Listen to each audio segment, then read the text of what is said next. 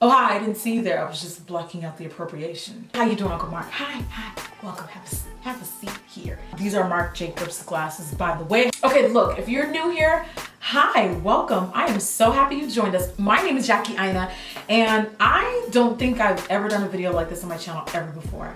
And I don't plan on making this a regular thing. In case you've been living under a rock or you just don't really read up on social media a lot, a designer by the name of Marc Jacobs, who also owns a makeup line that happens to be one of my favorites, so I'm definitely feeling some type of way, got into a lot of heat this year at his New York Fashion Week show yesterday, or sometime this week, because he used models that had what looked like, you know, like faux dreads, faux locks, instead of taking that as the opportunity to bring like cultural awareness on where locks come from and the beauty of like Afro-Caribbean influence in that. He used like all white models except for like 2 black people.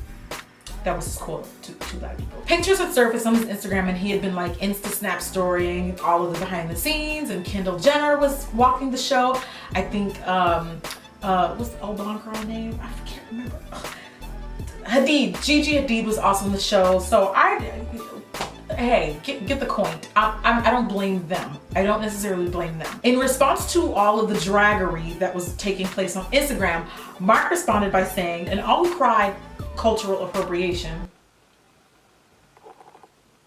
as if all of a sudden it doesn't exist because he put it in quotations. "And all who cry cultural appropriation or whatever nonsense about any race or skin color wearing their hair in any particular style or manner. Funny how you don't criticize women of color for straightening their hair."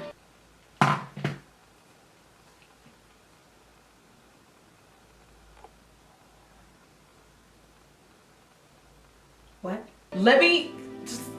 People in America, Marc and anyone else who is listening, are literally told your hair texture is ugly, your hair texture looks dirty, unclean, unkempt, professional. There's not even room for natural hair still in the workplace environment. Don't believe it? Ask any black girl with natural hair who has a corporate job. Ask any girl like myself who's ever been in the military what they're supposed to do with their hair in order to be accepted in advance. Only in this country will people tell you you need to conform and you need to basically look normal, then turn around and take a style that is natural to your culture, call it a trend, and then after you've conformed to what they told you to do, they turn around and call you a hypocrite and an appropriator. I can't. The foolery. Like, do you see how? Nobody. So it's just in my head. So I'm just tripping, right? Like, so all of the millions of people are just tripping, right? We're all just overreacting. I mean, let me wind it back, just for people who don't understand how assimilation works. Okay, so assimilation is when you get thrown into a culture that you're not familiar with, and they're kind of like, yeah, you need to like fit in with us and be like us, so you need to change what you've got going on, okay? When a person of color, in this case, I'm speaking on myself as a black woman, enters a white space. And by the way, guys, we have to get over the barrier of let's just ignore race, man. I'm gonna say the words black and white, and if you don't like hearing the words black and white, you should just click out this video. When people of color, especially black people, enter white workspaces, or they're the minority in workspaces, usually you're forced to conform to what everyone else is doing. I have a friend who sits at an office desk literally scared that she can't get promoted because she feels like if she shows up with her natural hair to work one day, that she won't have a job anymore. Do you guys think that do you guys really think that we make this stuff up? Like, it's literally a real issue. Marc, you said black women straighten their hair and that's considered cultural appropriation. Can you please tell me what culture straight hair belongs to?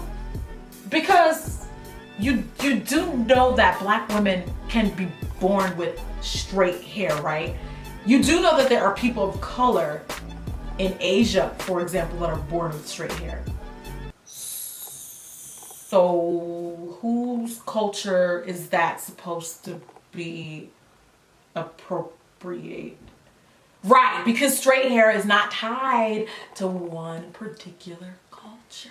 When you take something, because that's literally what it is, borrowing or inspo, which honestly, I saw the show. I thought the styles themselves were beautiful, creative. I'm an artist. I can see it on that way. But Marc, why couldn't you just throw some black people in there? Why couldn't you just throw some black people in there? And then you have to also understand, like, people are not just upset that you borrow this culture, you borrow this hairstyle, you borrow this inspiration, but you, instead of taking that as an opportunity to say, I was really inspired by Afro-Caribbean culture. I was really inspired by, you know, curly ethnic hair types. You said, I respect and I'm inspired by people and how they look. I don't see color or race. I see people.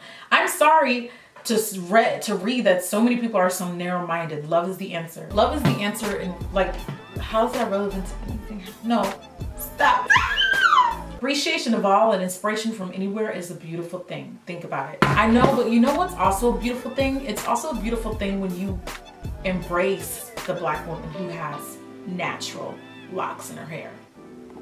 Instead of taking that inspo, putting it on people of a different race, and then saying, that's what's beautiful. Here's the thing though, some may not agree with me, some may agree with me. I'm not like triggered when I see someone who is not of color wearing locks. It just really just doesn't like faze me. My issue with the entire show, Marc, is what he could have done is taken that platform that he has, that voice that he has, and use it as an opportunity to say, like, I was inspired by this culture. I'm more so upset in the way that he responded. I really don't feel like the people that were expressing why this was offensive were pulling that stuff out of their, you know what, like, people are rightfully angry, and he responded by basically saying, no, you're tripping, boo, and I'm sorry that you're not appreciative of different cultures. How can you blatantly not get it? Like, people are explaining it to you. Of course, everybody's gonna have a more aggressive approach, and I get that, but that's kind of like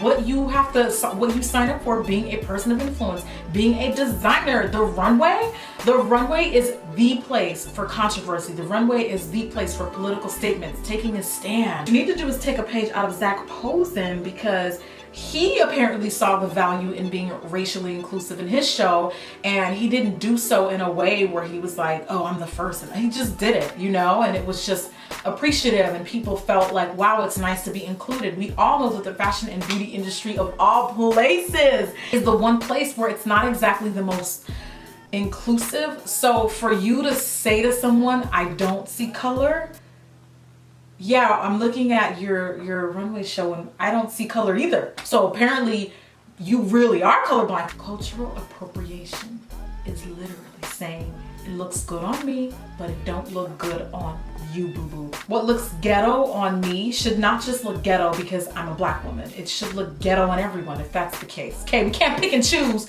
when something's popping, all right? And then in this case, it's even worse because he's making money off of it. Ultimately, I think the solution could have been if Marc had took that as an opportunity to say, I was inspired by this, I was inspired by African culture, I was inspired by Caribbean culture, and he made them inclusive on his show. I think it would have been the perfect time. There are people in South Africa literally fighting for the right to wear those hairstyles you just took and made a trend. And they can't because they're told it's unprofessional and it's unkempt. The receipts are out there. Like, we cannot keep doing stupid stuff like this. It's irresponsible. I want to be able to say that I liked the show. I enjoyed it. It was beautiful. I got the idea of it. I get it. I see it, but I don't, at the same time, I don't see it. I'm not here to tell people to denounce this brand. I'm not here to tell people to boycott this brand. People are grown. People are free thinking. You have the right to an opinion just like I do. And I'm not here to ever tell you we're boycotting this brand. You make that decision for your own as a free thinking human being. I'm just expressing an opinion that I'm really passionate about. I started this channel because I wanted black women to feel beautiful, and then it just kind of like grew into this community of like unrecognized people, not just black women. I really don't even feel like this topic would be as controversial as it is if this wasn't the second time that he was accused of doing something like this, because if you guys don't remember, he was the one who used the mini buns on one of his runway shows in the past, which were basically Bantu knots. You could have just given Africa credit. Nobody wants to give Africa credit. Did we not forget not too long ago, people were ripping Zendaya to shreds for wearing locks on the red carpet?